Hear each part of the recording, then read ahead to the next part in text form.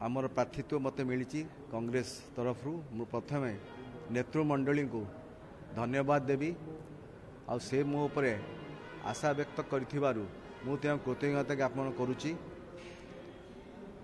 बोलोगड़ बेगुनिया निर्वाचन मंडली रे जो माने सब एमएलए होइथिले मो बापा परे स्वर्गीय जानकी वल्लभ पट्टनायक परे से माने बोलोगड़ बेगुनिया रहिलेनी तांको निर्वाचन मंडली अलगा आला।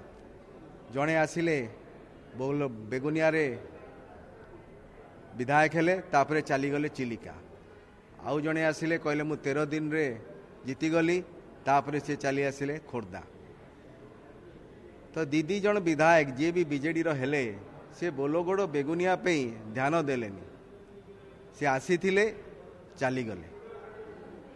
आउ मोर पिता स्वर्गीय जानकी वल्लभ पट्टनायक जहाँ भी सब काम करथिले आपण देखिए विद्यालय करथिले हॉस्पिटल करथिले किसी लिफ्ट इरिगेशन पॉइंट करथिले तांको बेले बहुत किछि काम होइथिला बोलोगड़ बेगुनिया बोर्ड किंतु तांको परे आउ किछि उन्नतिमूलक काम हेलानी।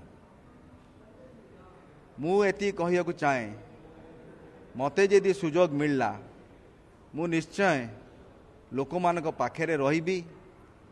आउ जो काम सब हेनी जेमती आपण देखिए हॉस्पिटल डाक्तर नांती तो आम डाक्तर दवा पड़ो आम विद्यालय शिक्षक मानक नियुक्ति करिया पड़ो।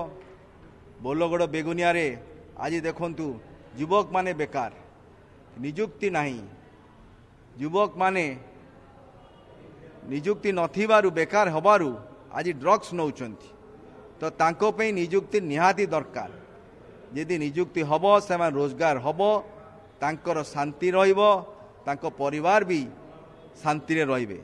आपण देखिथिबे गोटे आपण आज यदि देखिबे मो पिता जेतबेले थिले से लोक माने तांको समस्या नहीं जाउथिले तांको पे सदाबले द्वार खोला रहउथिला से तांको परिवार भलिया देखुथिले आउ तांकर समस्या समाधान कला परे से आउ किछि करुथिले किंतु आजी से कथा नहीं।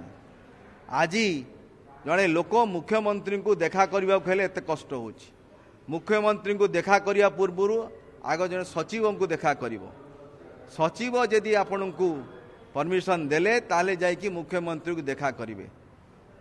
मुख्यमंत्री हेले जड़े लोक प्रतिनिधि किंतु लोक माने तांको देखा करि पारु नांती तांको विधायक माने देखा करि पारु नांती तांको मंत्री माने देखा करि पारु नांती। ये होची दुखर कथा।